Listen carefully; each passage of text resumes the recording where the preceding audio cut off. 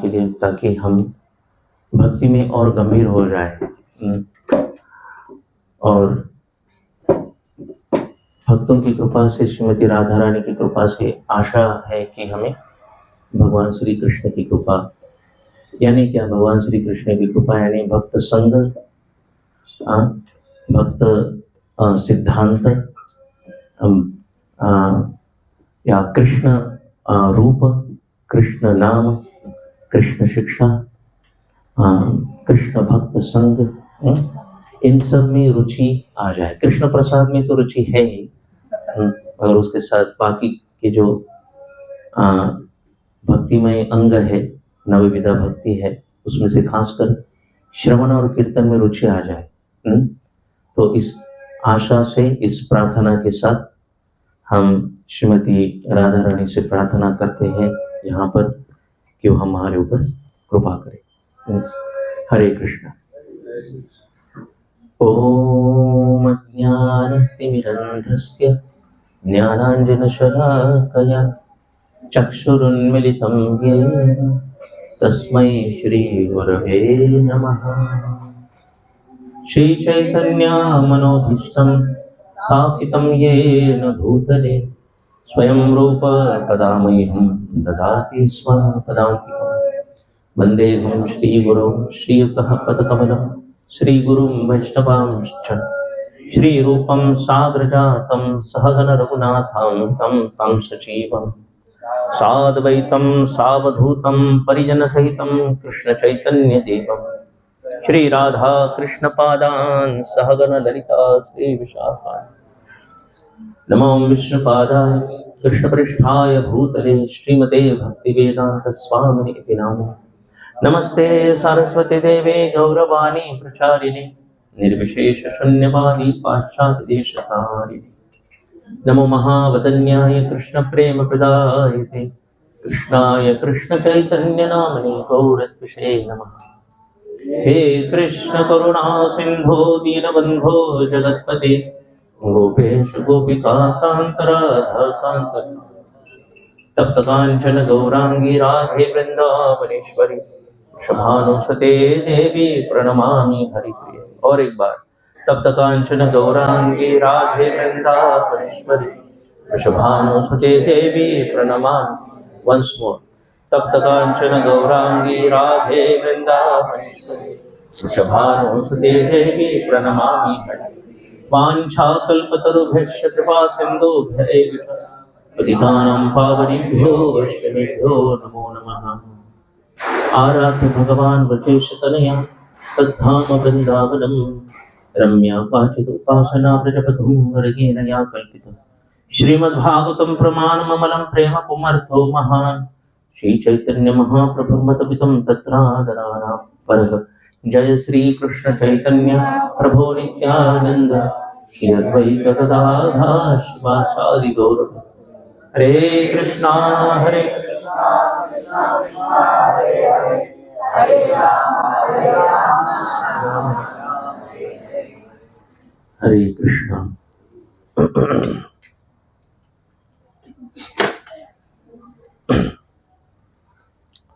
हरे कृष्णा।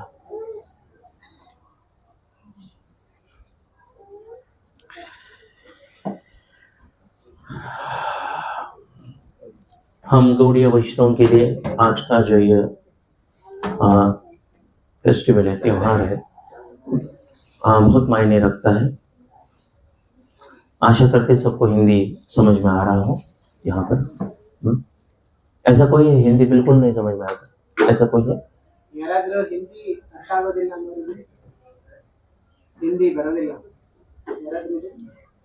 हाँ, सभी को आता है। Okay, almost 100%। हरे कृष्णा। तो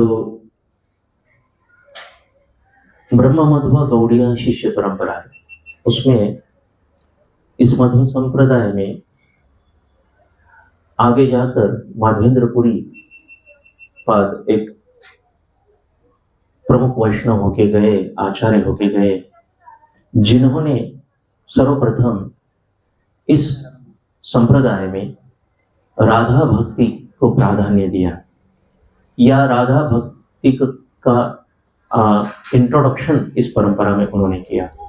सर्वप्रथम उनके उपरांत फिर उनके शिष्य ईश्वरपुरी और उनके शिष्य श्री चैतन्य महाप्रभु। चैतन्य महाप्रभु ने इस राधा भक्ति के तत्व का पराकाष्ठा अपने खुद के उदाहरण से दिखाया। और वही श्री चैतन्य महाप्रभु, वही कृष्ण है, वही जगन्नाथ है, वही राम है, वही नरसिम्हा है, उनमें कोई भिन्नता नहीं है।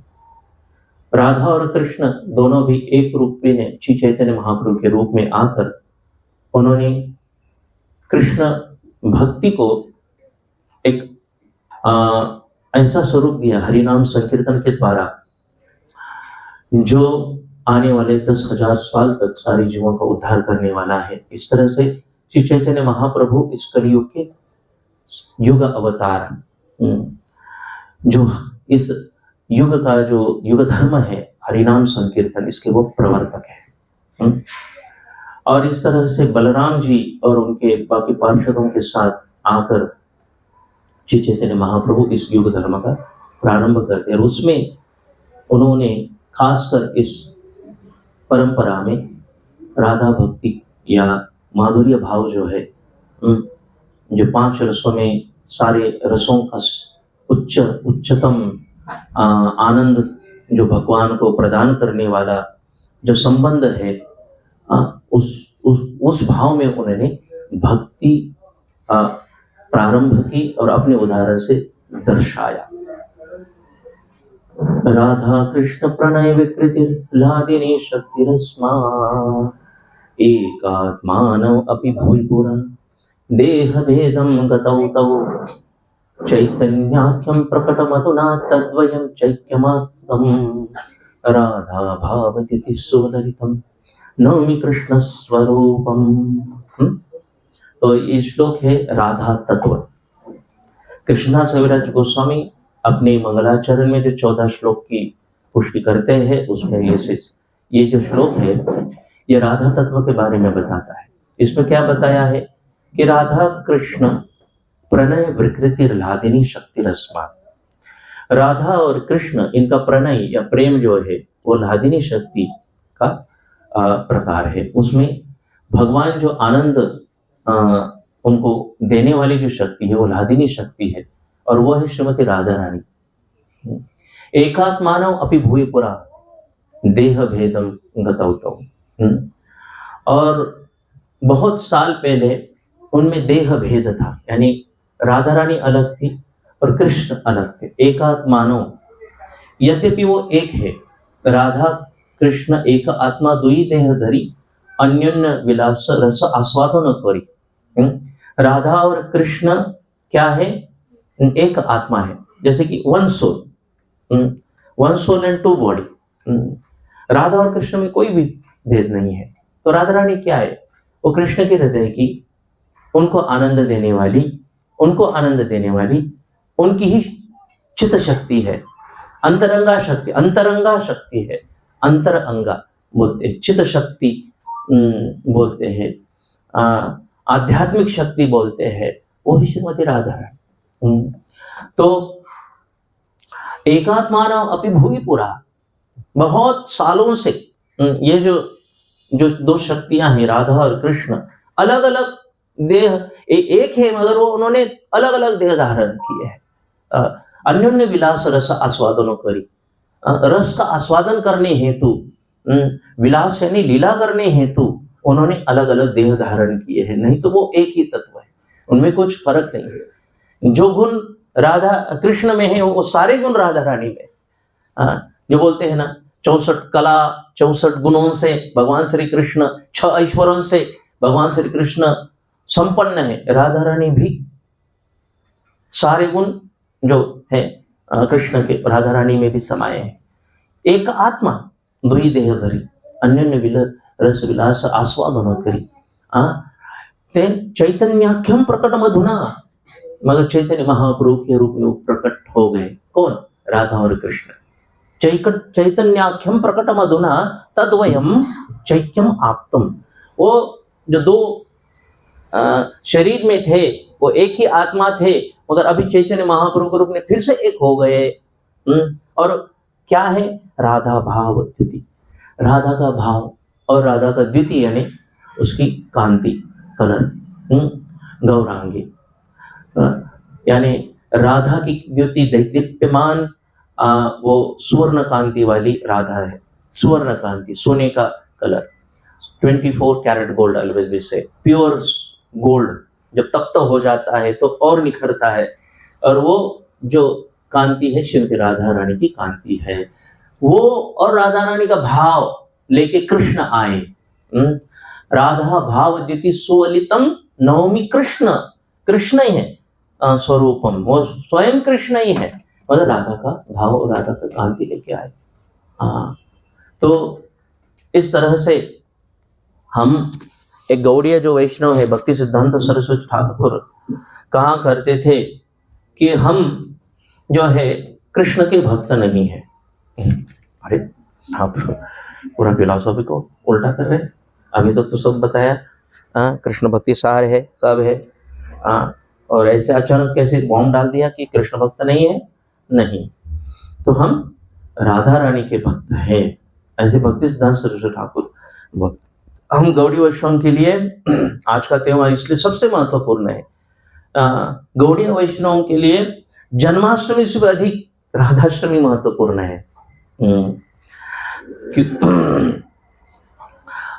भक्ति सिद्धांत सरस्वती ठाकुर जो बोलते थे कि कृष्ण कौन है हम नहीं जानते, मगर अगर राधा रानी कहे कि मेरा कृष्ण से कुछ संबंध है तो हम मानेंगे। इस तरह से वो भक्ति सिद्धांत सरस्वती ठाकुर लिखते हैं। तो ये बहुत ऊंचा भाव है, ये भक्ति सिद्धांत सरस्वती ठाकुर का बहुत ऊंचा भाव है, वेरी लॉफ्टी फिलॉसफी। तो इसलिए जो राधा रानी की भक्ति करना बहुत ही दुर्मिल है। मनुष्यानां सहस्रेषु कश्चित् यत च सिद्धये यतताम सिद्धानां कच्चिमां व्यक्ति तत्वतः। सहस्र सहस्र हजारों व्यक्तियों में से कोई रहेगा जो आध्यात्म में रुचि है, आध्यात्म में रुचि भी निर्विशेषवादी है, और फिर भक्त है। उनमें से भक्तों में भी बहुत सारे भक्तों की कैटेगरी है, इसके भक्त है, उसको भक्त है, अनेकानेक विष्णु अवतारों के भक्त हो सकते हैं, मगर उनमें से भी कृष्ण का भक्त बहुत दुर्मिल है। और उससे भी परे अगर कोई राधा रानी का भक्त बनता है वो और most rare commodity to get the Radha भक्ति। तो राधा रानी की कृपा प्राप्त करना ये अर्थ प्रवृत्ति है, अर्थ प्रवृत्ति। और भगवान कृष्ण की भक्ति करते समय जो उसमें साधना करते हैं वो है अनर्थ निवृत्ति। तो अर्थ प्रवृत्ति और अनर्थ निवृत्ति दोनों भी साथ ही चलना चाहिए, अनर्थ निवृत्ति और अर्थ प्रवृत्ति। तो इस तरह से हमारे गौड़ीय वैष्णवों का भाव है। तो मगर हमारा जो प्रयास है आज थोड़ा सबसे पहले राधा तत्व के बारे में चर्चा करेंगे और बाद में राधा रानी की जन्म लीला, अगर समय मिला तो फिर और कुछ लीला चर्चा कर सकते हैं। राधा रानी को जानने का हमारा जो ये प्रयास है वो एक मेंढक जो रहता है, frog trying to cross the Pacific Ocean, frog trying to cross the Pacific महासागर को लांघने का जो हमारा तुच्छ प्रयास है वो है राधा रानी को जानने का प्रयास। एक तो कृष्ण को जानना बहुत मुश्किल है और उसमें से राधा रानी को जानना और मुश्किल है। तो मगर राधा रानी की कृपा से हम राधा रानी को जान सकते हैं। एक मेंढक को भी पर आ सकते हैं, वो भी उड़ सकता है राधा रानी की कृपा से। एक समुद्र जो है वो भी पैसिफिक सागर जो बूंद हो सकता है, बूंद जैसा हो सकता है, मेंढक को भी पर आ सकता है। अगर राधा रानी की कृपा हो आसानी से वो लांघ सकता है। तो सब इस पे डिपेंड है कि हम सबसे आराधना में श्रेष्ठ श्रीमती राधा रानी है, उनकी कृपा के पात्र हो। तो महाजनों ये न गता सपंथा, श्रीमद् भागवतम के प्रवक्ता श्री सुखदेव गोस्वामी, वो भी श्रीमती राधा रानी का नाम लेने में हिचकिचाते हैं।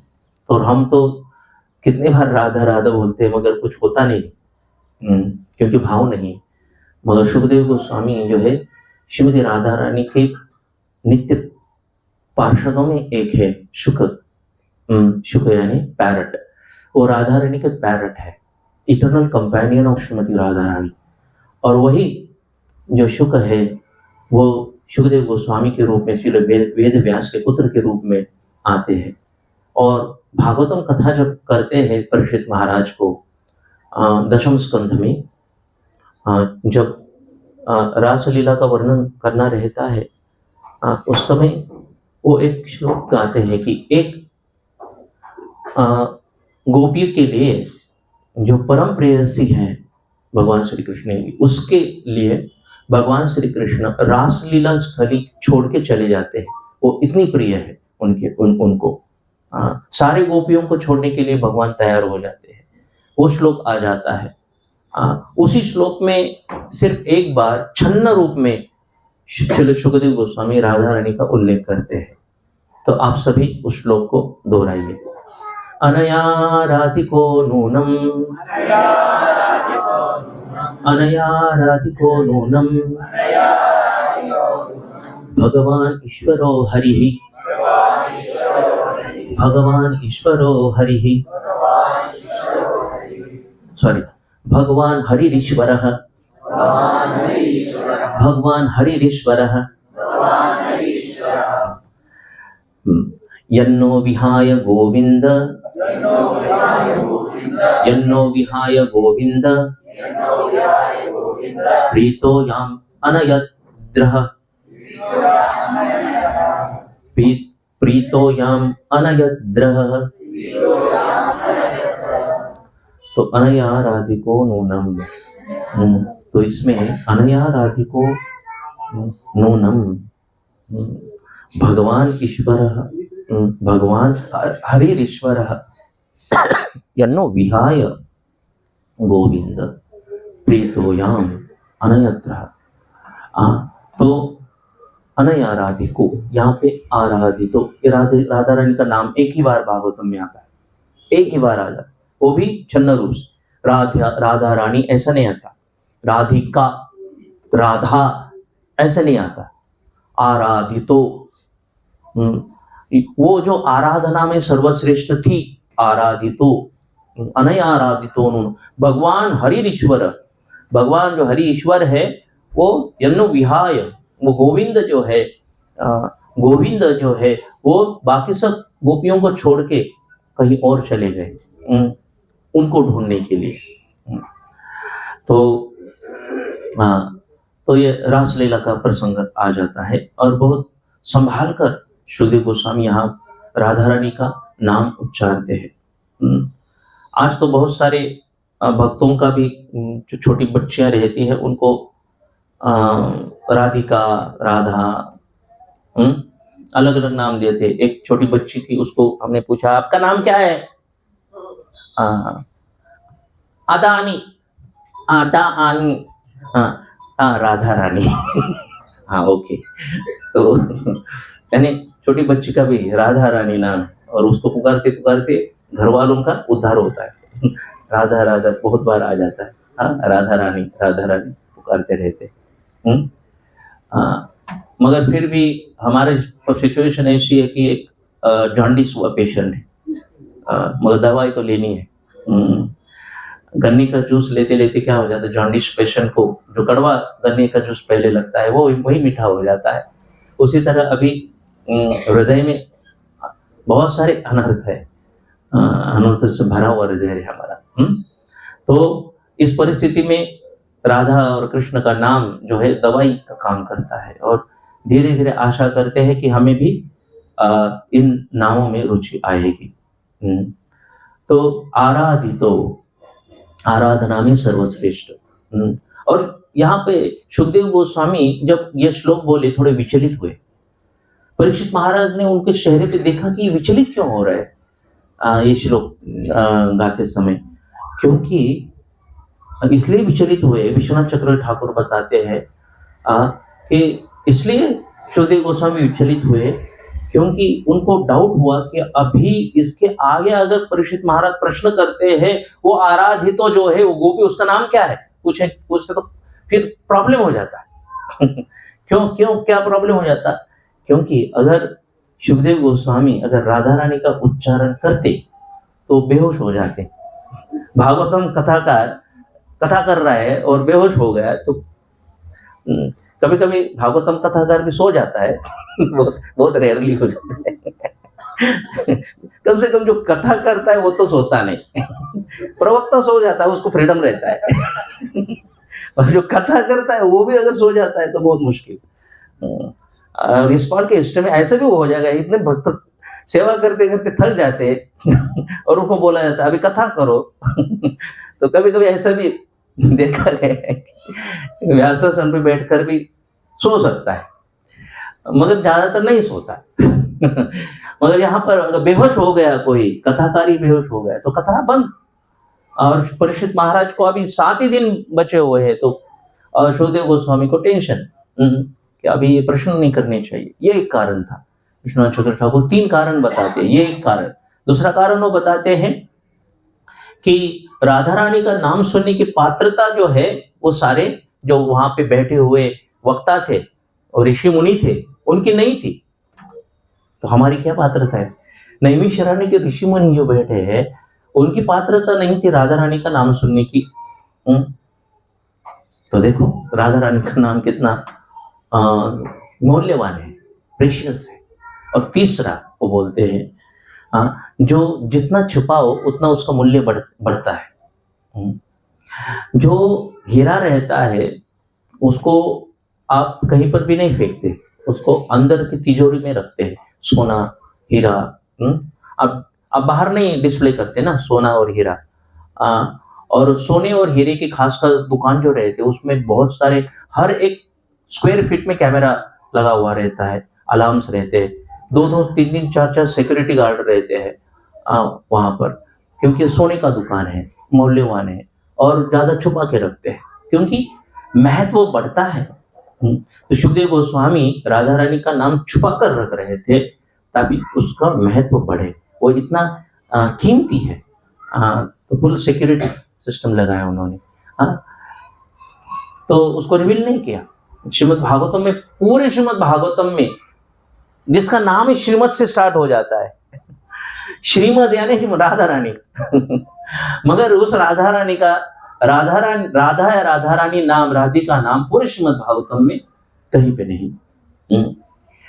मगर बोला जाता है अगर राधा रानी की भक्ति में प्रगति करने के श्रीमद् भागवतम इज कंपल्सरी। श्रीमद् भागवतम पढ़ना चाहिए अगर कृष्ण और राधा रानी की भक्ति में रुचि उत्पन्न करनी है। तो यह है कारण। और राधा नाम का महिमा, राधा के नाम का महिमा एक तरह से सुखदेव गोस्वामी हमें दिखा रहे हैं। तो अनया आराधितो यानी आराधना करना में निपुण है। यानी कौन आराधना करना में निपुण हो सकती है? जो सबसे ज्यादा आनंद देती है आराधना करके। किसको आनंद दे रही है? गोविंद को आनंद दे रही है। गोविंद कौन है? रसराज है, रस के सागर है। रस के सागर यानी खुद रस के सागर है। उस रस के सागर को अगर एक बिंदु आप डालो, क्या फर्क पड़ने वाला है? उसको आनंद कौन प्रदान कर सकता है? अगर हम बोलते हैं भगवान को मैं भोग लगाऊंगी ताकि भगवान को कृष्ण को प्रसन्न करना है। कृष्ण को वहां पे लक्ष्मियां, द्वारका की महिषियां इतने 56 भोग हर रोज लगा रहे हैं। हमारे भोग से उनका क्या पेट भरने वाला है? क्या हमारे भोग के वो लालायित है या भूखे रहेंगे हम अगर उनको भोग नहीं लगाएंगे? तो भगवान श्री कृष्ण को हमारी भक्ति की, हमारे भोग की कोई जरूरत नहीं है, मगर वो स्वीकार करते हैं हमारे कल्याण के लिए।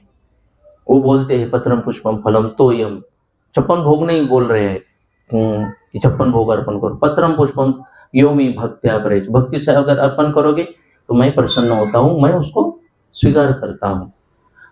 मगर हमारा जो प्रयास है कृष्ण को प्रसन्न करने का, वो बहुत ही तुच्छ है, तुच्छ प्रयास है। उनको, भगवान को प्रसन्न करने में सबसे निपुण अगर कोई है वह श्रीमती राधा रानी, इसलिए उसका नाम है गोविंद आनंदिनी। क्या राधा रानी का नाम है? गोविंद आनंदिनी। आप सभी मेरे पीछे दोहराइए इस श्लोक को, और आपको इसको मेमोराइज करना है। ओके, गोविंद आनंदिनी राधा, गोविंद मोहिनी, गोविंद मोहिनी, गोविंद मोहिनी, गोविंद सर्वस्व सर्व, गोविंद सर्वस्व सर्व, कांता शिरोमणि, कांता शिरोमणि। तो ये 4 राधा रानी के एक तरह से नाम ही है। क्या? पहला गोविंद आनंदिनी, गोविंद को आनंद देने वाली। गोविंद मोहिनी, गोविंद तो उसको मदन मोहन बोला है, मदन मोहन। मोहिनी कौन है? राधा रानी। गोविंद मोहिनी। गोविंद सर्वस्व, जिसका गोविंद ही सर्वस्व है, जिसने गोविंद को अपना सर्वस्व माना है। कुछ गोविंद के सिवाय उसका कुछ अस्तित्व ही नहीं है। गोविंद के सिवाय वो कुछ देखती ही नहीं है हर जगह। गोविंद के सिवाय किसी को सुनती ही नहीं है। गोविंद के सिवाय वो कुछ सुनती ही नहीं है। सारे जो इंद्रिय जो जिसने गोविंद की सेवा में लगाए हुए हैं, गोविंद सर्वस्व और सर्वकांता शिरोमणि, सारे कांता गणों में वो शिरोमणि है। सब लक्ष्यों में, सब द्वारका के महिषियों में, सब सारी गोपियों में वो सर्वश्रेष्ठ है, सर्वकांता शिरोमणि। तो फिर से दोहराएंगे श्लोक का, ध्यान देकर पूरा उसका अर्थ अभी पता है। हर एक लाइन को 3 बार रिपीट करना है। गोविंद आनंदिनी राधा, गोविंद मोहिनी, गोविंद आनंदिनी राधा, गोविंद मोहिनी, गोविंद आनंदिनी राधा, गोविंद मोहिनी, गोविंद सर्वस्व सर्व, कांता शिरोमणि, गोविंद सर्वस्व सर्व कांता शिरोमणि, गोविंद सर्वस्व सर्व कांता शिरोमणि, गोविंद आनंदिनी राधा, गोविंद मोहिनी, गोविंद सर्वस्व सर्व कांता शिरोमणि, गोविंद आनंदिनी राधा, गोविंद मोहिनी, गोविंद सर्वस्व सर्व कांता शिरोमणि, गोविंद आनंदिनी राधा, गोविंद मोहिनी, गोविंद सर्वस्व सर्व कांता शिरोमणि, गोविंद आनंदिनी राधा, गोविंद मोहिनी, गोविंद सर्वस्व सर्व कांता शिरोमणि। हरे कृष्ण। अभी परीक्षा होगी।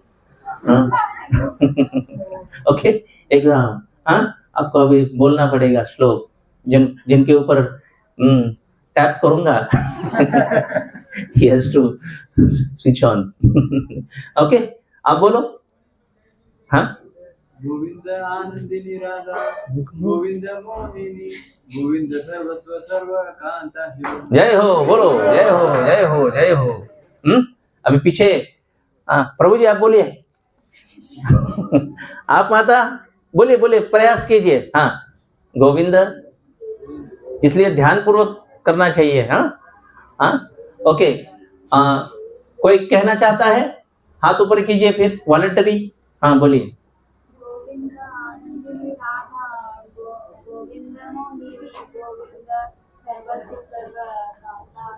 बहुत अच्छा, हरि बोल, बोलिए हरि बोल। बहुत अच्छा। और किसको बोलना है? बहुत आसान है श्लोक। और हरि बोल, लड्डू मिलेगा 12 बजे के बाद। हाँ माता जी बोलिए आप। हाँ हाँ बोलिए बोलिए, आप बोलिए नीचे। हाँ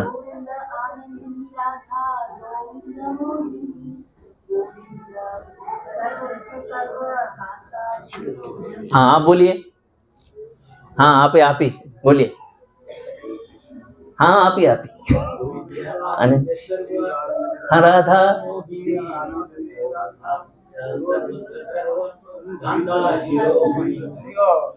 अच्छा दोनों भी, आप भी बोले आप भी बोले।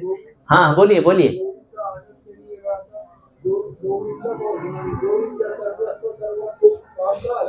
हरि बोल। देखो राधाष्टमी का आपका जो अभी फेस्टिवल है वो सक्सेसफुल हो गया। हाँ ये एक श्लोक, अगर नेक्स्ट ईयर फिर से आ जाऊंगा फिर से पूछूंगा।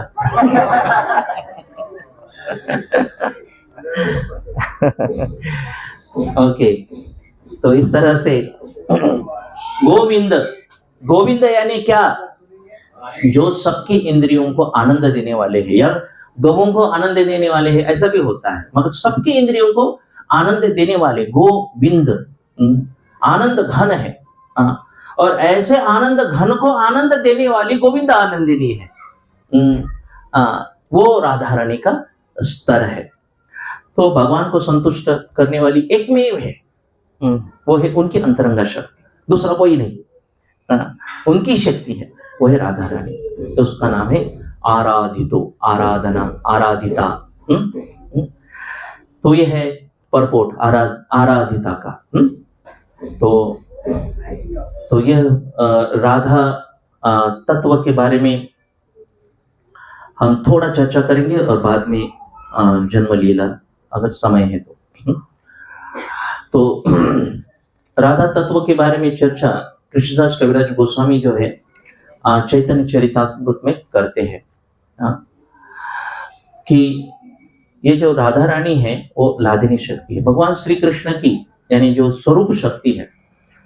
अलग अलग नाम है, देखिए स्वरूप शक्ति, अंतरंगा शक्ति, चित्त शक्ति, ये एक ही है, यानी देर आर समानार्थी शब्द, सिनोनिमस। तो ऐसे जो स्वरूप शक्ति है भगवान के अंतरंगा शक्ति, इसके 3 भाग होते हैं। कितने याद रखिए, फिर से परीक्षा होगी। संधिनी शक्ति, संवित शक्ति और लादिनी शक्ति। क्या? संधिनी शक्ति, संवित शक्ति, लादिनी शक्ति। संधिनी शक्ति, संवित शक्ति, लादिनी। अभी उसका अर्थ क्या है?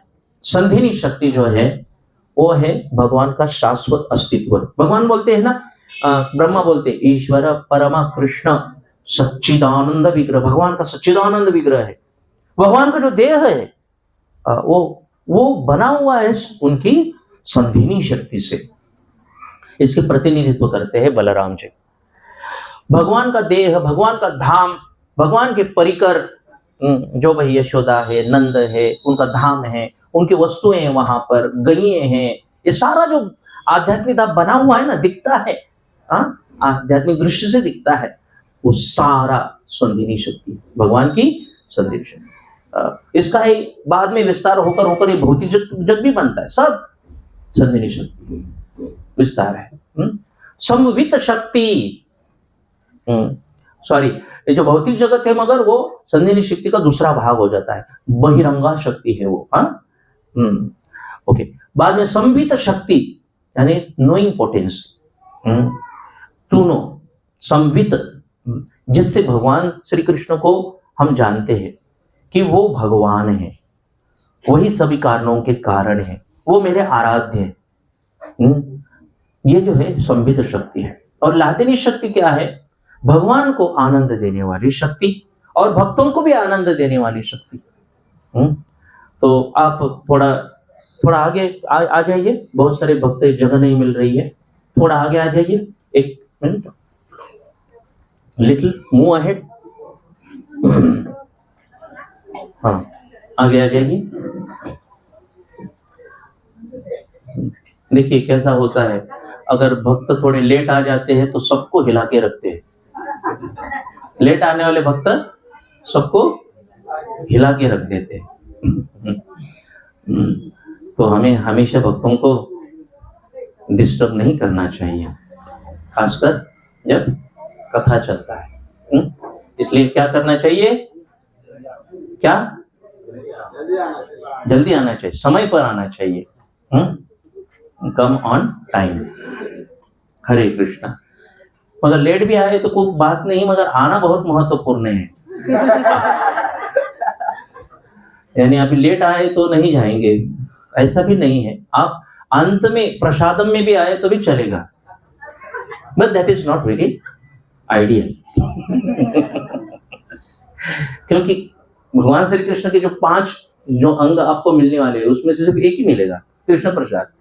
कृष्ण का नाम, कृष्ण के रूप, कृष्ण की लीला, कृष्ण का भक्त संग, कृष्ण शिक्षा, ये नहीं मिलेगा।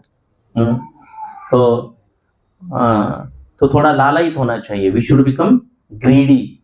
तो सब कुछ हमें इकट्ठा करना है। We don't want to miss anything. Okay, तो शक्ति, संधिनी शक्ति, संवित शक्ति, लादिनी शक्ति। आप दोहराइए लादिनी शक्ति के बारे में कृष्णास कविराज गोस्वामी क्या बोलते हैं? लादिनी कराय कृष्ण आनंदास्वादन, लादिनी द्वारा करे भक्तेर पोषण। लादिनी कराय कृष्ण आनंदास्वादन। लादिनी करती है कृष्ण को आनंद, वही गोविंद आनंदिनी राधा। वही यहाँ पे क्या? लादिनी कराय कृष्ण आनंदास्वादन। लादिनी द्वारे करे भक्तेर पोषण। हमारी भक्ति का पोषण जो होता है, हम बोलते हैं ये भक्ति में बहुत सुदृढ़ भक्त है, ये भक्ति में बहुत ब्लिसफुल भक्त है। ये भक्ति में देखो कैसे हेल्दी हो रहा है, एक्सटर्नल इंटरनल बोथ। भक्ति में आने के बाद तो this is the symptom of लादिनी शक्ति, कृपा उस भक्त पे हो रही है। कृष्ण आनंद आस्वादन करते हैं, उस द्वारा हम भक्ति में जो आनंद लेते हैं, नाचने में, गाने में, हरि नाम में, वो आनंद जो है राधा रानी है, राधा रानी का स्वरूप है, उसको राधा रानी बोलते हैं। हाँ बोलिए। राधिका है न कृष्णेर प्रणय विकार, स्वरूप शक्ति लादिनी नाम यहार। तो राधिका है कृष्ण प्रणय विकार, प्रणय का विकार है, वो वही रूप है। और लादिनी स्वरूप शक्ति है वो, और लादिनी नाम उसका नाम है, लादिनी नाम यहार। और लादिनी शक्ति के बारे में फिर क्या है वो उस विस्तृत में और बताते हैं। लादिनी रस सार प्रेम, प्रेम सार भाव, भारे भावेर परम काष्ठा, नाम महाभाव। ये प्रेम के स्तर है। लादिनी रस सार है, लादिनी का सार क्या है? प्रेम है। और प्रेम और उसका गाढ़ा कर दिया जाए तो उसको भाव बोलते हैं। और भाव को और गाढ़ा किया जाए, दूध को कैसे गाढ़ा करते हैं, और बॉईल करो और गाढ़ा करो, तो उसका नाम है महाभाव। और वो दूसरा किसी का अधिकार नहीं है। वो अधिकार क्या है? महाभाव स्वरूपिणी, महाभाव स्वरूपा श्री राधा ठाकुरानी, सर्वगुण खानी, सर्वकांता शिरोमणि, और कृष्ण कांता शिरोमणि। महाभाव स्वरूपा, वो महाभाव है ना, वो प्रेम को गाढ़ा कर दिया, वो महाभाव हो गया। वो महाभाव स्वरूपा श्री राधा ठाकुरानी, राधा ठाकुरानी वो महाभाव की स्वरूपा है। दूसरा कोई किसी का भी अधिकार नहीं है, कोई भी भक्त महाभाव के स्तर पर पहुंच नहीं सकता, सिर्फ राधा रानी। और कहा जाता है चैतन्य महाप्रभु, क्योंकि वो राधा रानी का ही था। और कहा जाता है मध्वेंद्रपुरी जो है वो भी महाभाव के स्तर पर थे। तो महाभाव जो है ये संपत्ति स्वरूपा, उसका स्वरूप जो है राधा रानी है। महाभाव स्वरूपा श्री राधा ठाकुरानी, और सर्वगुण खानी, सारे गुणों की खान है कृष्ण कांता शिरोमणि, और सारे कृष्ण की कांताओं में वो शिरोमणि है। कृष्ण प्रेम भावित यार चित्तेंद्रिय काय कृष्ण निज शक्ति राधा क्रीड़ा रसहाय। तो कृष्ण प्रेम भावित, हमारी संस्था का नाम क्या है? अंतरराष्ट्रीय कृष्ण भावना भावित। तो कृष्ण भावना का जो सार है वो राधा है। कृष्ण प्रेम भावित यार चित्तेंद्रिय काया, उनके चित्त इंद्रिय उसके शरीर में हर जगह कृष्ण प्रेम से भरी हुई है। राधा कृष्ण का स्वरूप क्या है? राधा कृष्ण का स्वरूप क्या है? वो कृष्ण प्रेम है। पूरा क्या भरा हुआ है? कृष्ण प्रेम से भरा हुआ है। हम अगर कोई टैंकर जाते हैं, पेट्रोल का टैंकर रहता है, वो किससे भरा हुआ रहता है? पेट्रोल से भरा। डीजल का टैंकर जाता है, किससे भरा हुआ है? डीजल से भरा हुआ। वैसे राधा रानी क्या है? प्रेम से, कृष्ण प्रेम से भरी हुई। उसके चित्त इंद्रिय काया कृष्ण प्रेम भावी तो यार चित्तेंद्रिय काया कृष्ण निज शक्ति, उनका अंतरंग शक्ति निज, कृष्ण की अंतरंग शक्ति, कृष्ण निज शक्ति राधा क्रीड़ा सहाय। मगर राधा का रूप धारण किया है क्रीड़ा सहाय, उनके साथ लीला करने के लिए, सहायता भूमिका, एक सेविका भूमिका निभाने के लिए, आराधिका की भूमिका निभाने के लिए वो राधा का रूप लिए है। इस तरह से राधा रानी मन इंद्रिय शरीर पूर्ण तरह से कृष्ण भावना भावित है और वो कृष्ण की निज शक्ति है और सारी कृष्ण की कांता है, उसमें वो शिरोमणि है। अभी कृष्ण की कांताएं कौन कौन है इसके बारे में और कृष्णदास कविराज गोस्वामी बोलते हैं, कृष्ण कांता गण देखी त्रिविध प्रकार, एक लक्ष्मी गण पुरे महिषी गण आर। ध्यान दीजिए इधर, कृष्ण कांता गण देखी त्रिविध प्रकार। कृष्ण की कांता हम बोल रहे हैं ना, कृष्ण कांता में शिरोमणि है, मगर कृष्ण की कांता कितने प्रकार की है? 3 प्रकार की है। मेन कौन सी प्रकार है? एक लक्ष्मी गण है, पूरे महिषी गण, पूरे यानी द्वापार में, द्वारका में पूरे यानी शहर, पूरे महिषी गण आर।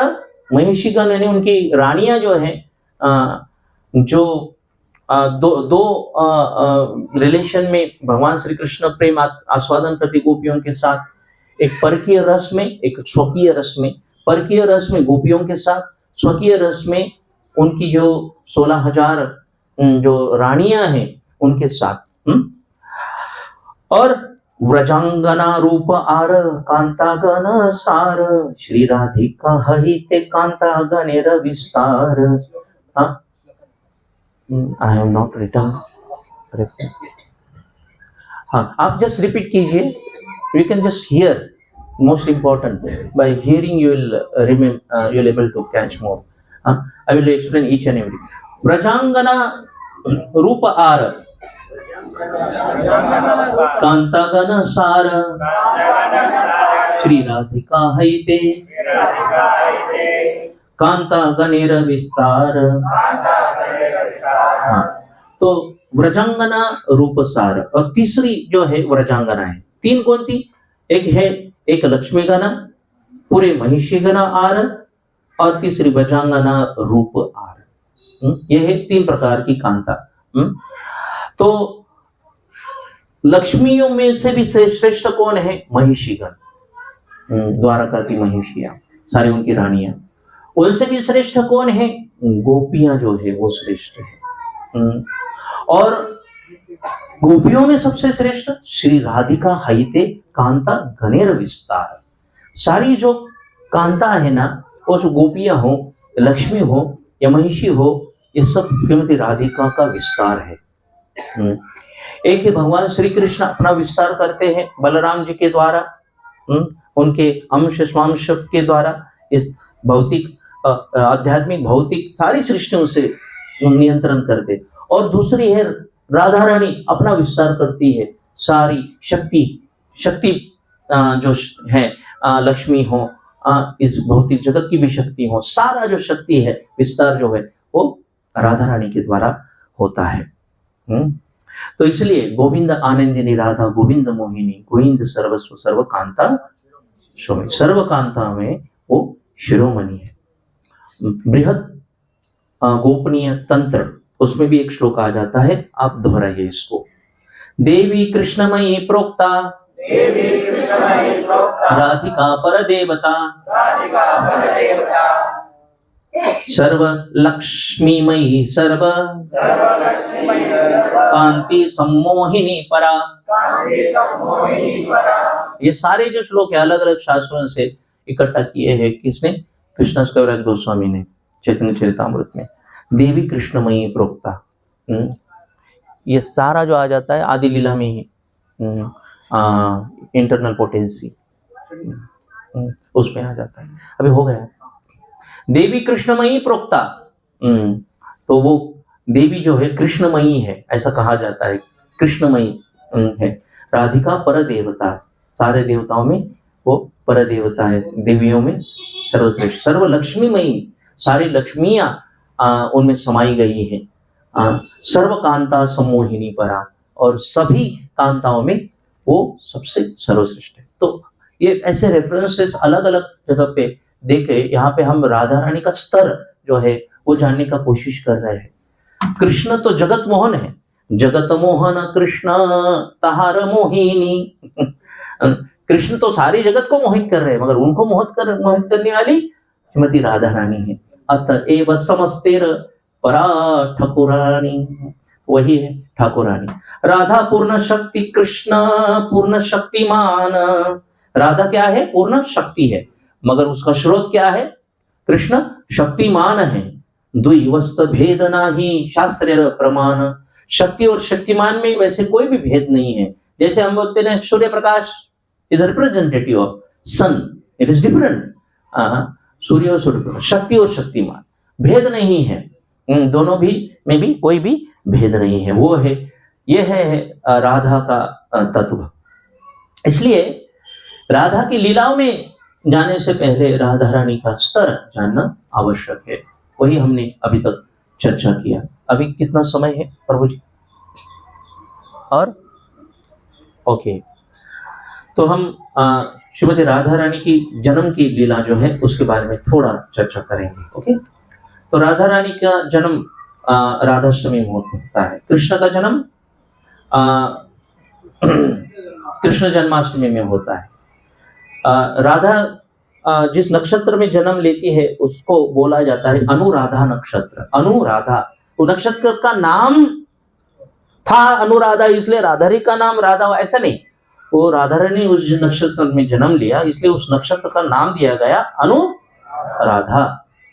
और कृष्ण जिस नक्षत्र में जन्म लेते हैं उसको रोहिणी नक्षत्र बोलते हैं। और कृष्ण जन्म लेते हैं कृष्ण पक्ष में। कृष्ण पक्ष में उन्होंने जन्म लिया इसलिए उसका कृष्ण नाम है, ऐसा नहीं। उस पक्ष में जन्म लिए इसलिए उसका नाम कृष्ण पक्ष दिया गया। और राधा रानी जिस पक्ष में जन्म लेती है वो है शुक्ल पक्ष। शुक्ल पक्ष के अष्टमी में राधा रानी जन्म लेती है, कृष्ण पक्ष के अष्टमी में कृष्ण जन्म लेते हैं। ज्योतिष शास्त्र के अनुसार ये जो अनुराधा नक्षत्र और शुक्ल पक्ष ये कंप्लीटली विरुद्ध है। रोहिणी नक्षत्र और कृष्ण पक्ष के एकदम अपोजिट है, बराबर 15 दिन आ जाता है अपोजिट। और लोह चुंबक में opposite pole attracts each other. ज्योतिष शास्त्र का यह ज्योतिष शास्त्र के अनुसार इनकी तिथि का भी अगर मेल खाए तो इन दोनों में सबसे ज्यादा आकर्षण होगा। तो वही है, एक दूसरे के प्रति बहुत आकर्षित है। शुक्ल पक्ष में राधा रानी जन्म लेती है, उसकी कांति क्या है? दैदीप्यमान, ब्राइट, एफल्जेंट, गौरांगी, सोनेरी। ओके, दैट इज कांति ऑफ राधा रानी। और कृष्ण जो है कृष्ण पक्ष में जन्म लेते हैं इसलिए वो सावले हैं, काले हैं जो भी है उनको सावले है, मगर बहुत सुंदर है सर्व आकर्षक है। तो वो है जन्माष्टमी और राधाष्टमी। का दोनों का महत्व। तो इस तरह से जन्माष्टमी में क्या है, भगवान श्री कृष्ण अपने सावले, सैद्धांतिक दृष्टि से बोला जाए तो अपने सावले कलर में अब हमारे पापों को ढक लेते हैं। और राधा रानी क्या करती है, उल्टा करती है, वो प्रकाशमान करती है किसको, मगर हमारे अच्छे गुणों को प्रकाशमान करती है और कृष्ण को दिखाती है कि देखो ये तुम्हारा भक्त कितना अच्छा है, अच्छा भक्ति करता है, इसका भाव बहुत अच्छा है। कौन बताता है कृष्ण को? राधा रानी बताती है। हम जो भी सेवा करते हैं ना, वो डायरेक्ट कृष्ण को सेवा नहीं कर पाते और वो होती ही नहीं, कृष्ण स्वीकार करते नहीं। आदि पुराण में एक श्लोक आ जाता है, उसका ट्रांसलेशन ये है, कृष्ण बता रहे हैं, अर्जुन को बता रहे हैं आदि पुराण में कि अर्जुन, अगर कोई मुझे मेरे सामने आ जाता है, बोलता है कि मैं तेरा भक्त हूं, तो वो मेरा भक्त नहीं है।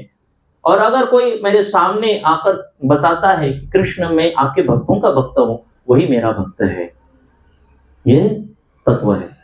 हमें कृष्ण का डायरेक्ट भक्त होने की पात्रता नहीं है। आचार्य सिखाते हैं कि हमें भक्तों का भक्त बनना है। दासानि दासो भवितास्मि भूयः अहम हरे तव पादैक मूलम दासानु दासो भवितात्म भूयः मनस्मरेतां सुखतेर गुणांस्ते त्रिनीत वाक् कर्म करोति काय। वृत्रासुर की प्रार्थना में दासानु दास शब्द आ जाता है। दासानु दासो बहुत महत्वपूर्ण। तो इस तरह से राधा रानी है ना, हमारे कुछ छोटी भक्ति को दैदीप्यमान अपनी कांति से कृष्ण के सामने रखती है कि ये भक्त अच्छा है। हमें मालूम है हम सबसे गिरे हुए हैं, सबसे नालायक भक्त है, मगर फिर भी राधा रानी बोलते नहीं अच्छा है, इसने ये सेवा की थी, अच्छा है। तो इस तरह से राधा रानी बहुत कृपालु है। कृष्ण से भी ज्यादा कौन कृपालु है? राधा रानी। तो उनका ही स्वरूप जो है, राधा और कृष्ण दोनों का स्वरूप, चैतन्य महाप्रभु अति दयालु है, महावदन्याय बोला जाता है, महावदन्याय अवतार। क्योंकि राधा रानी उनमें मिक्स है ना कृष्ण में, इसलिए वो महावदन्याय गुण आया है चैतन्य महाप्रभु में। दोनों भी है उनमें समाविष्ट। राधा रानी की कृपा के बारे में एक कथा आ जाती है। राधा रानी, राधाष्टमी का ही दिन था और व्रजभूमि में व्रजमंडल था और उसमें एक लीलावती वेश्या का कथा आ जाता है। वो वेश्या थी, जो भी वेश्यावृत्ति थी उनका वो व्यवसायी था। मगर एक दिन वो ऐसे ही राधाष्टमी के दिन संध्या के दोपहर के समय वो जा रही थी। राधाष्टमी का जो आविर्भाव है दोपहर में होता है, इसलिए आपने बराबर दोपहर चुना है यहाँ पे 12 o'clock। हाँ, अभी भी नहीं हुआ है। तब तक कथा होगा। तो ये भीड़ देखा उसने, लीलावती ने, बहुत भीड़ था। तो उसका मन किया चलो जाते हैं, देखते हैं क्या हुआ है। देखे वहां पे राधे राधे कीर्तन हो रहा है, वो भी नाचने लगे, राधे राधे कीर्तन किया, राधा का नाम लिया, हरे कृष्ण महामंत्र में भाग लिया। और वहां पर सारे लोगों को थोड़ा चंदन दिया जाता था और राधा रानी को अर्पण कर रहे थे। उसने भी चंदन लिया, राधा रानी को अर्पण किया और वहां से चली गई। तो और उसने अपना वेश्यावृत्ति जारी किया, अपना जीवन जो भी है। उसका जब मृत्यु का समय आया, उस समय कौन आना चाहिए था? पापमय जीवन था, तो कौन आना चाहिए था? यमदूत आने चाहिए थे। मगर आया एक सुनहरा विमान, जिसमें गोलोक धाम से वो आया था, उस लीलावती को गोलोक धाम में जाने के लिए। तो राधा रानी ने वो विमान भेजा था। क्यों? क्योंकि उसने मुझे राधाष्टमी के दिन में आकर मुझे चंदन अर्पण किया था, बहुत भक्ति से अर्पण किया था। बस उतना, वो जो पूरा लाइफ का जो रील था, बहुत पाप भी किए हैं। वो मृत्यु के समय वो रील आके, क्योंकि मृत्यु के समय सारा लाइफ में जो कार्य किया है ना, वो पूरा कुछ ही सेकंड में आ जाता है, पूरा स्नैप। तो उसमें वो रील आ गया और वो राधाष्टमी चंदन जो लगा रही थी उसमें स्टॉप हो गया हुआ पर। तो राधा रानी ने जस्ट वही देखा, तो और उसको पात्र बनाया और उसको लेके गए। तो इससे क्या सीखते हैं? इससे यह सीखना चाहिए कि जीवन भर पाप करते रहो और राधाष्टमी में आके चंदन लगाओ और गोलोक धाम जाओ, बस ना, यही सीखे क्या? तो ऐसा नहीं कि हम कुछ भी कर सकते और राधाष्टमी जन्माष्टमी आओ थोड़ा अपना भाव। ये कथा पुराणों में आती है सिर्फ यह दिखाने के लिए, यह दर्शाने के लिए कि कितना महत्व है राधा रानी की थोड़ी सी सेवा करने का। तो ज्यादा सेवा किया तो कितना अच्छा, क्या हर रविवार को आए तो कितना अच्छा, बराबर। हर फेस्टिवल को आए तो बहुत अच्छा, हर रविवार को आए और अच्छा, और हर रोज नाम जप किए तो बहुत ही अच्छा। क्यों ना हर रोज राधा और कृष्ण की भक्ति करें और 4 नियमों का पालन किए तो और अच्छा। Why not to accept better and best practices? तो यह है राधा रानी की कृपा। अभी राधा रानी के जन्म की अलग अलग कथाएं हैं, 3 अलग अलग कथाएं हैं।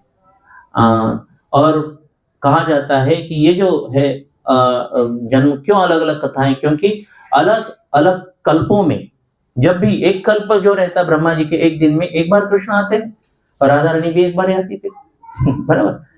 और चैतन्य महाप्रभु भी एक बार आते हैं। तो वो एक कल्प में इस प्रकार से जन्म लिया, कुछ अलग कल्प में अलग प्रकार से आविर्भाव हुआ, कुछ अलग कल्प में अलग प्रकार से आविर्भाव हुआ। श्रील रूप गोस्वामी जो अपना ग्रंथ है ललित माधव, उसमें वो एक ललित माधव में राधा रानी की जन्म की कथा बताते हैं। तो इसमें पौर्णमासी जो रहती है, ये कथा गर्गी को बता रही है। गर्गी कौन है? डॉटर ऑफ गर्गमुनि की बेटी। तो उनको ये कथा बता रही है गर्गी आगे जाके बड़े आचार्य बनी। तो ये जो है जन्म कथा इस प्रकार से है। हिमालय की बहुत भाग्यवान हिमालय की पुत्री थी, पुत्री पार्वती और जमाई राजे महादेव। क्या भाग्यवान उनका, पुत्री पार्वती जैसी, जमाई महादेव जैसे मिले उनको। हिमालय बहुत खुश थे, प्रसन्न थे। हिमावती और हिमालय दोनों भी प्रसन्न थे। तो मगर दूसरा पर्वत था विंध्या पर्वत, उसको ईर्ष्या हुआ और उसकी भी इच्छा हुई कि मुझे भी पुत्री हो और वो पार्वती से भी गुणों में श्रेष्ठ कर हो।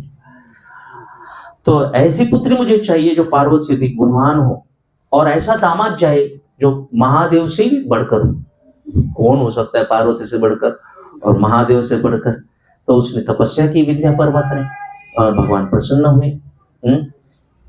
पहले तो ब्रह्मा प्रसन्न हुए और ब्रह्मा तपस्या किए, वो विंध्या पर्वत के पास आए, क्या वर चाहिए बोलिए। और ब्रह्मा जी बहुत बार गलती करते, पहले ही तथास्तु बोल देते, बाद में वर आ जाता है। हिरण्यकशिपु के समय नहीं गया, तथास्तु बोल दिया, बाद में उसने बोल दिया वर क्या है। और इधर भी विंध्या पर्वत की तपस्या से बहुत प्रसन्न हुए, बोले क्या वर चाहिए बोलो, तथास्तु वर बोलो। तो विंध्या पर्वत बोले हाँ तथास्तु तो बोल दिया, अभी पूरा करना पड़ेगा, क्या चाहिए? पार्वती से भी बढ़कर कन्या गुणवान, हाँ ओके, और दामाद महादेव से भी बढ़कर। अभी ब्रह्मा जी चिंतित हो गए कि उन्होंने तपस्या प्रारंभ की। वो भी तप करने लगे क्योंकि वो उनकी शक्ति नहीं थी कि वो, तो पहले सेटिंग करना पड़ेगा ना, सेटिंग करना पड़ेगा, राधा रानी को प्रार्थना करना पड़ेगा क्योंकि सिर्फ राधा रानी है श्रेष्ठ कर और कृष्ण को प्रसन्न कर, तो उनको प्रसन्न कर लेगा। उन्होंने तपस्या किया और राधा रानी ब्रह्मा के ऊपर प्रसन्न हो गए। और ब्रह्मा ने अपनी इच्छा प्रकट की कि ऐसा ऐसा प्रस्ताव है, हम अटक गए हैं, हमारा मदद कीजिए, रेपुटेशन का सवाल है। नहीं तो मार्केट में नाम खराब होगा, रेपुटेशन खराब होगा, तो हमारी इज्जत बचाइए। तो ब्रह्मा जी के ये प्रस्ताव जो था वो राधा रानी ने दर्शन दिया। ब्रह्मा जी ने दर्शन पाकर बहुत प्रसन्न हुए, प्रार्थना की, और राधा रानी की जो भी इच्छा है वो पूरी होगी, क्योंकि अभी समय आ गया है मेरे आविर्भाव का। मैं विंध्या पर्वत के पुत्री के रूप में जन्म लूंगी। तो इस तरह से राधा रानी विंध्या पर्वत की पुत्र के रूप में जन्म ली। मगर विंध्या पर्वत को एक नहीं 2 पुत्री हुई, राधा रानी और चंद्रावली, दोनों पुत्रियां हुई। वैसे उसी समय राधा रानी के नित्य माता पिता है वृषभानु और कीर्तिदा, वैसे नित्य माता पिता है। तो इधर वृषभानु और कीर्तिदा का ब्याह तो हो गया था, मगर उनको भी पुत्री या पुत्र नहीं हुआ था। तो वो भी प्रार्थना कर रहे थे इधर।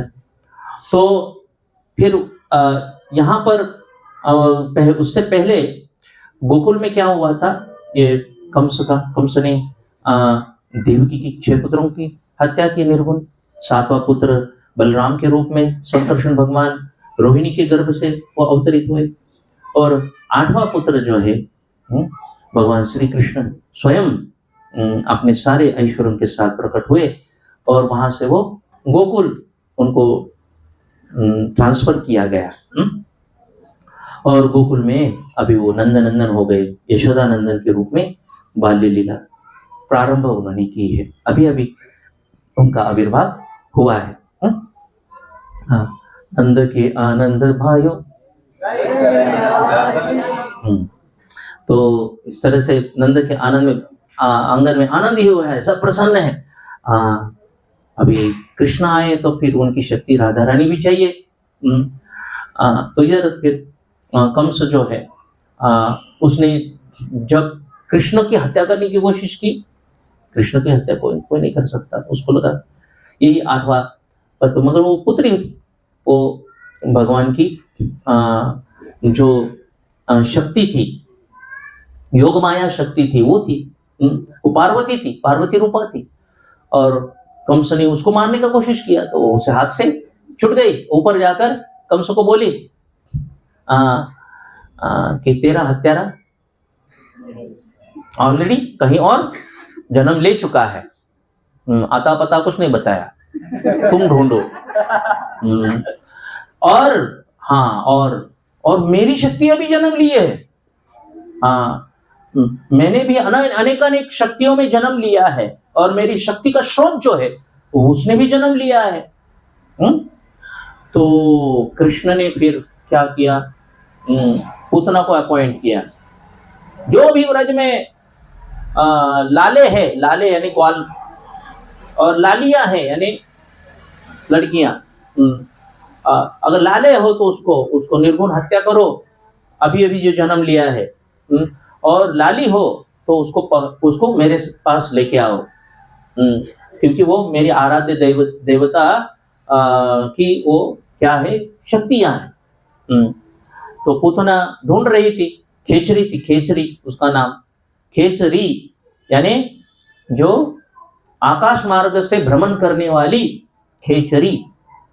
आकाश मार्ग से भ्रमण करते करते वो व्रज में आने से पहले वो हिमालय में गई थी, और हिमालय के बाद विंध्या पर्वत में भी गई, और विंध्या पर्वत में उसने 2 बहुत तेजस्वी 2 कन्याएं देखी।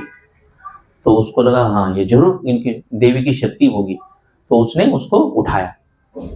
उस समय विंध्या पर्वत ये जो राधा रानी और चंद्रावली का नामकरण संस्कारण कर रहे थे, ब्राह्मण यज्ञ कर रहे थे, यज्ञशाला से ही वो 2 कन्या को पूतना ने, जो खेचरी थी, उसने भगा दिया, उठाया, दोनों पुत्री को भाग गई पूतना। उसी में समय विंध्या पर्वत बड़े क्रोधित हुए, ब्राह्मण को बोल दिया कि शाप दे दो इसको, आपकी शक्ति जरा प्रयोग करो, इतना दक्षिणा लेने वाले हो, जरा शक्ति का प्रयोग करो, शाप दे उसको पूतना को। तो ब्राह्मण फिर चुप गए, उसने मंत्र बोले। तो पूतना जो दो बालियां थी, छोटी छोटी लड़कियां थी मगर बहुत हेवी हो गई। अचानक उसका वेट बढ़ गया। वेट बढ़ गया तो पूतना को रहा नहीं गया, एक को छोड़ दिया। एक को छोड़ दिया, वो थी चंद्रावली। उस वो नदी के बहाव से बहते बहते विदर्भ के राजा जो थे भीष्मक, उनके पास आई। भीष्मक ने उसको ले लिया और बाद में फिर जब विंध्या पर्वत को जाम्बवान को पता चला, जाम्बवान वो विंध्या पर्वत और गोवर्धन पर्वत ब्रज में भी रहा करते थे, तो जाम्बवान में वहां पे गए और उन्होंने उस लाली को, चंद्रावली को फिर से वापस ला दिया। मगर दूसरी जो लाली थी, दूसरी जो बेटी थी राधा रानी, उसको बाद में आगे आगे जाकर वो ले रही थी जाके, मगर फिर भी उसको भी जो वेट था वो सहन नहीं हुआ और पूतना ने उसको भी नीचे वहां पर डाल दिया। हाँ, तो वहां पर जो थी वो बराबर वो गई रावल में, जहां पर वृषभानु और कीर्तिदा वहां पे तपस्या कर रहे थे। और वहां पे वृषभानु और कीर्तिदा, इनको वही श्रीमती राधा रानी पुत्री के रूप में मिली। तो यह एक कथा आ जाती है, एक कथा कि किस तरह से राधा रानी का आविर्भाव हुआ। दूसरा कथा जो हमें मालूम है, इसका वर्णन आ जाता है कि सूर्य जो देव है उसका नाम भी भानु, सूर्य का नाम क्या है? भानु बोलते हैं। सूर्य देव प्रार्थना कर रहे थे, तपस्या कर रहे थे कि मुझे भी श्रीमती श्री हरि जो है और गोलोकेश्वरी है, इनकी आराधना करनी है और उनके साथ वात्सल्य भाव, खासकर गोलोकेश्वरी जो है मेरी पुत्री के रूप में आ जाए, ये सूर्य देवता की इच्छा थी। तो बाद में भगवान प्रसन्न हो गए और सूर्य देवता की इच्छा प्रकट पूर्ण करने हेतु वो इस भूतल पर गोकुल महानवन में वो अवतरित हुए और उनकी जो शक्ति है, श्रीमती राधा रानी जो है वो रावल में बाद में वो अवतरित होगी। तो रावल में वहां पर एक राजा हुआ करते थे वहां के, उनका नाम था महाभानु। उनके 5 पुत्र थे, चंद्रभानु, रत्नभानु, वृषभानु, सुभानु और प्रतिभानु। वैसे वृषभानु जो थे वो मधले थे, मधले यानी मिडल, जैसे अर्जुन 5 पांडवों में मधले है। नंद के भी पर्जन्य के 5 पुत्र, नंद भी क्या है? मधले है, यानी मिडल जो रहते वो गुणवान रहते हैं। तो ये जो वृषभानु जो थे, वृषभानु यानी सूर्य देवता ही वृषभानु के रूप में अवतरित हुए हैं। तो वो गुणों से बहुत सारे गुणों की खान थे, अपने इंद्रियों पे संयम था, बड़े बड़े वैष्णव थे। और वृषभानु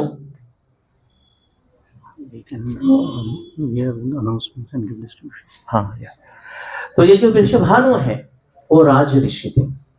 हाँ, तो ये ऋषभानु जो है, उनकी शादी जो थी, एक वहां पे और एक कावड़ कम्युनिटी के लीडर रहा करते थे, उनका नाम बिंदु था, उनकी पत्नी का नाम मुखरा। और उनकी बेटी थी कीर्तिदा। वैसे 5 बेटे हैं, उनका भी नाम है, 3 बेटियां हैं, उनके नाम है, और उनकी एक बेटी थी कीर्तिदा। कीर्तिदा यानी दूसरों को कीर्ति देने वाली, यशोदा दूसरों को यश देने वाली। तो ये कीर्तिदा का दूसरा नाम कलावती भी आ जाता है। पिछले जन्म में वो कलावती थी, उस समय इच्छा की थी और इस जन्म में अभी वो इच्छा पूरी होने वाली है। तो वृषभानु जो है कीर्तिदा से विवाह किया, बहुत साल उनको पुत्री प्राप्त नहीं हुई। पुत्री प्राप्त करने के लिए अनेक योग्य अर्चना की और देवी कात्यायनी की पूजा की। देवी कात्यायनी प्रसन्न हो गई उनसे और उन्होंने उसको बोला कि आपको हरिनाम लेना चाहिए, और हरिनाम लेना है तो गुरु की शरण लेनी है। फिर वो गुरु क्रतु मुनि, उनको उन्होंने गुरु के रूप में अपनाया और क्रतु मुनि ने ऋषभानु और कीर्तिदा को 16 अक्षरी हरे कृष्ण महामंत्र दिया। हरे कृष्णा कृष्ण कृष्ण हरे हरे, हरे राम राम राम हरे हरे। इति षोडशकम नामात्मक नाम त्रिकाल कलम नाशनम नतः परतर उपाय सर्ववेदेषु दृश्यते। ये ब्रह्मांड पुराण में उत्तरखंड में राधा हृदय इसमें उसका उल्लेख आ जाता है। इति षोडशकम नाम कलिकालमशनाशनम नतः परतर उपाय, वो भी है ब्रह्म पुराण में आ जाता है।